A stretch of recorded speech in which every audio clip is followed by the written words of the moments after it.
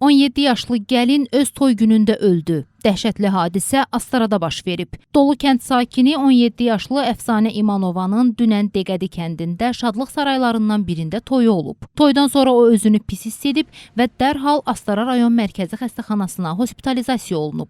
Edilən bütün müdaxilələrə baxmayaraq onu xilas etmək mümkün olmayıb. Toy qəşəng keçdi, normal idi. Uşaq gəldi, meydana çıxdı, normal idi. İndi də axşam zəngləşdikdə uşaqlarla dedilər ki, bəs halı pisləşib xəstəxanaya aparıblar. Səhər də dedilər ki, bəs uşaq rəhmətə getdi. Yəni bu qədər hər hansı bir baxım. Xeyr qardaş, yox idi. Elə bir şey yox idi. 17 yaşlı Əfsanənin qohumları onun səhhətində hər hansısa problem olmadığını bildirsə də, daha sonra yeniyetmənin 29 həftəlik hamilə olduğu ortaya çıxıb. Astara rayonunun Pəlikeş ərazi nümayəndəsi Xəqani Xalıqovun sözlərinə görə, toyun baş tutduğu Şadlıq Sarayının rəhbərliyi gəlinin həddi buluğa çatmadığından xəbərsiz olub. Hər iki ailə Bakıda yaşayıb, sonradan isə oğlan tərəfi deməli Şadlıq Sarayına danışıb ki, onun toyu olacaq.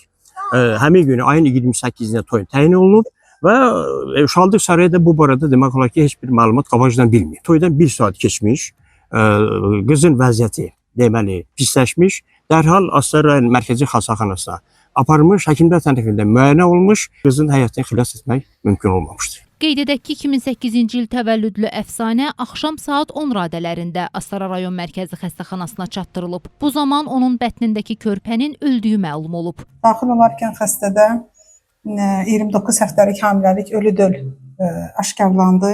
Yüksək hipertermiya, xəstə doğum şöbəsinə evakuasiya olundu. Buradan xəstə septiki şok, kəskin böyrək çatışmamazlığı, akciğer çatışmamazlığı diaqnozu qoyuldu. Dərhal reanimasyon tədbirlər başladı. Lakin göstərilən bütün reanimasyon tədbirlərlə rağmen xəstədə heç bir irəliləyiş olmurdu. Getdikcə saturasiyası düşür, təzyiq hipotoniya vəziyyətində və xəstə sünni ventilyasiya aparatına, tənəffüsün sünni ventilyasiyası aparatına qoşulmaq üçün dərhal reanimasiya şöbəsinə qaldırıldı. Oradan göstərilən bütün reanimasyon tədbirlərə baxmayaraq, səhər saat 6 radələrində xəstədə bioloji ölüm baş verdi. Meyit təşhir olunması üçün məhkəmə tibbi ekspertiza və patoloji anatomiya birliyinin Lənkəran rayonlar arası zona mərkəzinə təhvil verilib. Hazırda faktla bağlı rayon prokurorluğunda araşdırma aparılır.